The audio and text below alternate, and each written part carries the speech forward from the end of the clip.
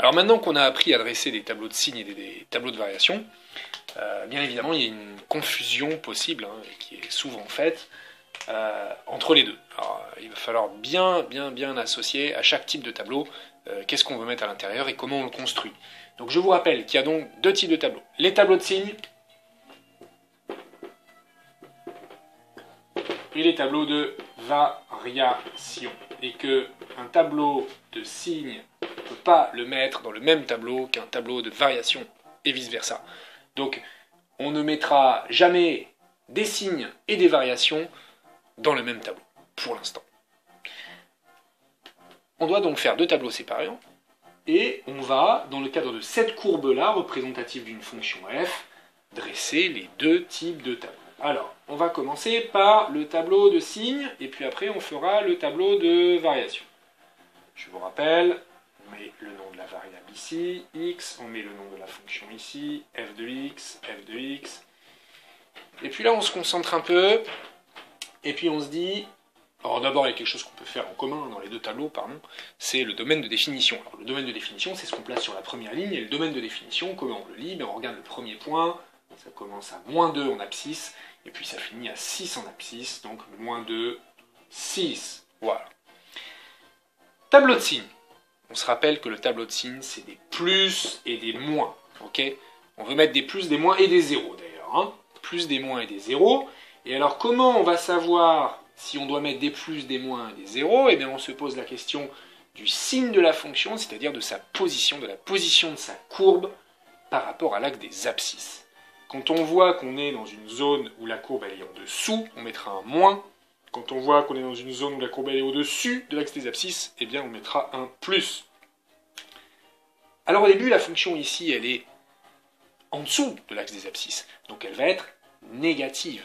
Et alors attention, parce que pourtant cette courbe, eh bien elle monte. Mais oui, mais monter, c'est pas un signe ça. Monter, c'est une variation. Ça se prononce croissante, et ça on le mettra, cette information-là, dans le tableau de variation. En attendant, on en est au signe, et donc vous constatez qu'on peut très bien avoir une fonction qui est négative mais croissante, ou bien une fonction qui est positive mais décroissante. Ce sont deux notions qui sont assez proches en français, mais pourtant qui n'ont rien à voir en mathématiques. Les variations, c'est-à-dire la croissance et la décroissance, ou bien le signe, c'est-à-dire est-ce que c'est positif ou négatif. Ce sont deux choses très différentes. Alors au début, cette fonction, elle est négative jusqu'à quand? Jusqu'à ce que j'atteigne l'axe des abscisses, c'est-à-dire jusqu'en x égale -1, valeur pour laquelle ça fait 0. Vous vous rappelez, on positionne les petits zéros qui correspondent au point d'intersection avec l'axe des abscisses. Puis on continue. Sur toute cette zone-là, ma fonction, elle est au-dessus de l'axe des abscisses. Donc je vais jusqu'à 2. Et je mets un nouveau 0 parce qu'en x égale 2, eh bien la fonction, elle est égale à 0. C'est-à-dire que f de 2 égale 0. Et là, entre les deux, elle est bien sûr positive. Donc là, je récapitule. Au début, c'était négatif. Je vais mettre du rouge. Négatif ici. Puis ça devient positif, là, dans toute cette zone-là. Et puis ensuite, ça redevient négatif dans toute cette zone-là, c'est-à-dire jusqu'à x égale combien? Eh bien, regardez, on suit la courbe, négatif, négatif, négatif, négatif, négatif, négatif, négatif, bien que ça remonte, ça reste négatif, négatif. Pourquoi? Parce que c'est en dessous de l'axe des abscisses. Négatif, négatif, négatif, jusqu'à x égale 5.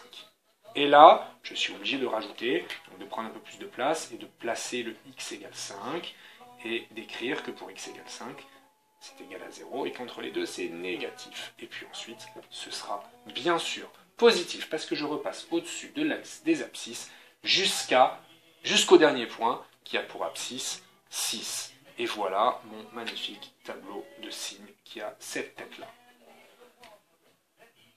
Deuxième tableau, les variations.